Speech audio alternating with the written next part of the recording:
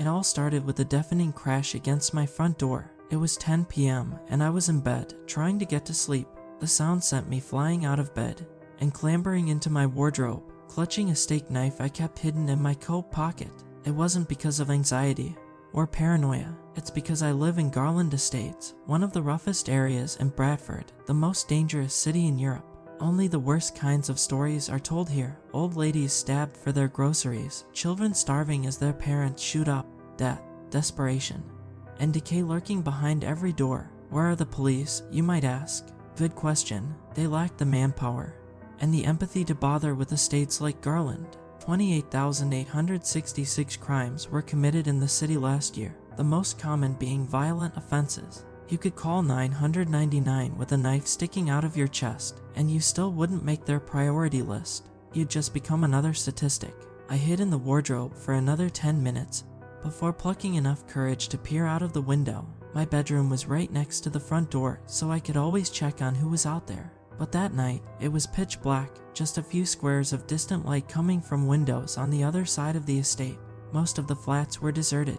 All 3 buildings had been sold to developers over the summer. They planned to tear the whole place down and start again. I've got just a few weeks to find a new place. Not that I care. Garland Estates is a place of last resort. In my case, it was a nasty ex-coke habit and a nasty ex-husband. I don't know what I'll do next. But one thing is for sure, I'd rather be homeless than spend another night in this place of rot. The next evening, there was a knock at the door, a hurried rat-tat-tat that cut through the silence of the house like a machine gun. I held my breath and switched off my phone, hiding in the darkness. Like my mom always said, you only get bad news after 9 p.m. The motion-controlled hallway light switched on, casting white light through the fabric of my curtains. I remained motionless, staring at the distorted shadows cast against my wall. There wasn't the usual shadow of someone standing by the door, but there was a second knock. This one was even faster. I pulled the duvet over my head, crushing it against my face. Maybe if I tried hard enough,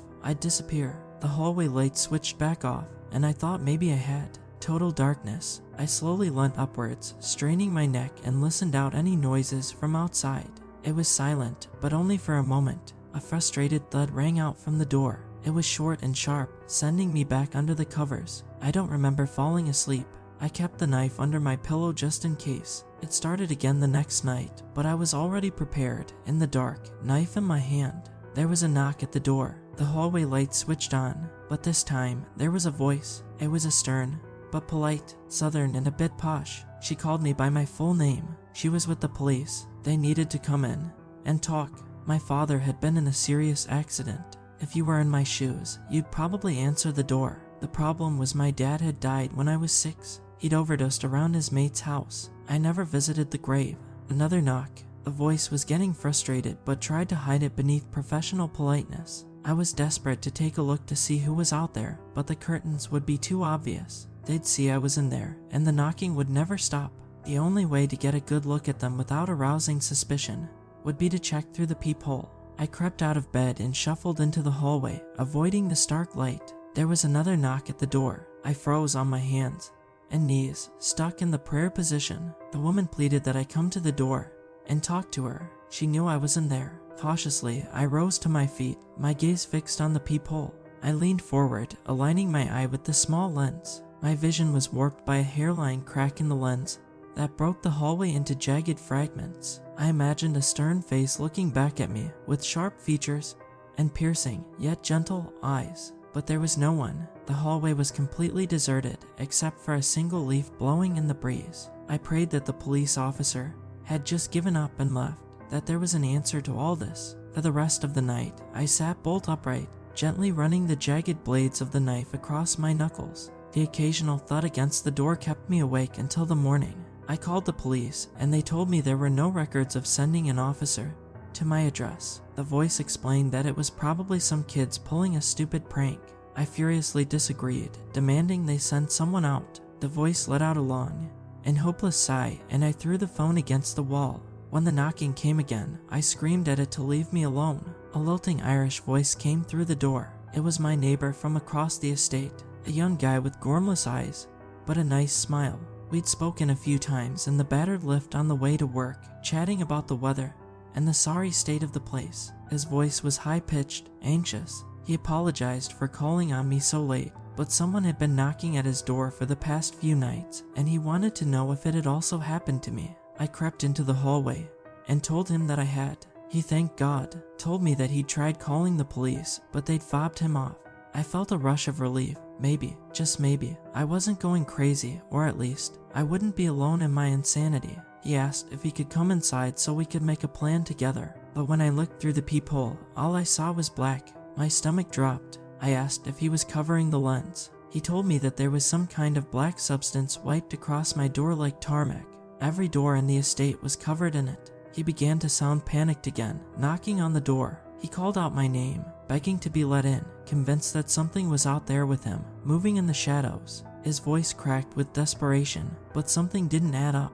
As hard as I tried, I didn't remember ever telling him my name. I left him begging at the door and crept back into my bedroom. I crawled to the curtains and gently pulled them aside, desperate to see my lanky, lovable neighbor standing outside. But under the flicking fluorescent light of the hallway, there was nothing. The light switched off with a click, plunging me into darkness. 3 loud slams rattled my front door. 1, 2, 3, then silence. When the sun rose the next day, I knew I wouldn't be able to leave the house. I couldn't trust the outside. Between the hours of sleepless nights and the adrenaline pumping through my veins, my reality was crumbling before my eyes. I shuffled around my dingy flat in a dissociated state, deciding whether it really was daytime or if I was going insane.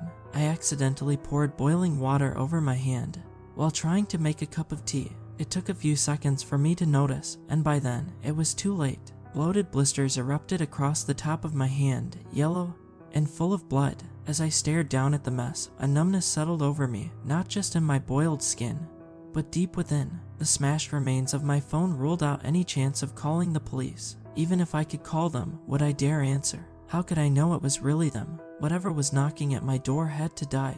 I couldn't live like this for much longer. I'd already considered the alternative.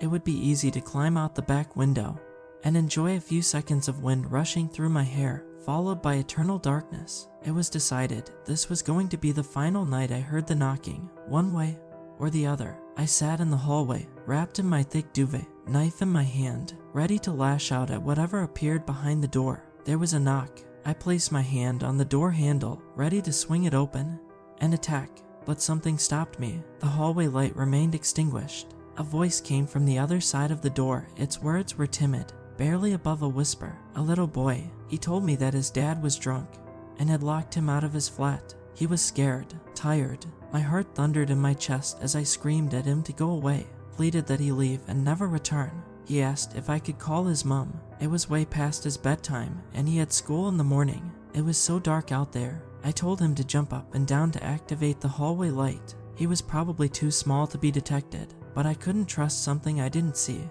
He didn't want to, said that he was too tired. I slammed my fist against the door and screamed my demands. He began to cry and told me he was doing it. Pressing the ear to do the door, I strained to listen for the sound of little feet hitting the concrete of the ground outside. There was nothing except for the boy's sobs. I hissed and told the boy to shut up.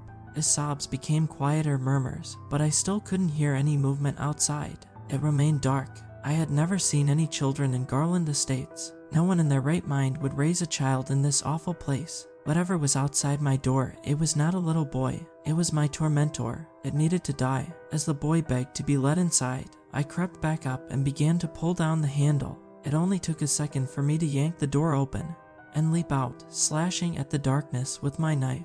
I screamed, ready to feel the knife rip into something, anything. Even if it was the boy, at least it would prove that there was something at my door. My blade flew through the air. As I toppled out into the hallway, I slammed into the floor, crushing my blistered hand under my chest. The knife slipped, and its jagged metal ran through the soft flesh beneath my collarbone. The side of my head impacted the concrete, and I crumpled into a heap in the middle of the hallway.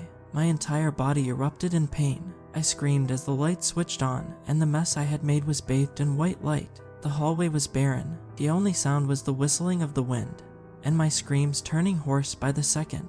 Even if someone did hear me, they were probably too terrified to come up to see. I rolled backwards, pushing myself back into the doorway. I kicked the door shut. The entire time, I stared down at the knife sticking out my chest. I've locked myself in my bedroom. My duvet is stained with blood. And Puss, I haven't stopped crying. It's not because of the pain. It's not because there wasn't anything there. Because there was something. I just couldn't see it. When I opened the door, I'd let it in. Now it's knocking on my bedroom door, begging to come closer.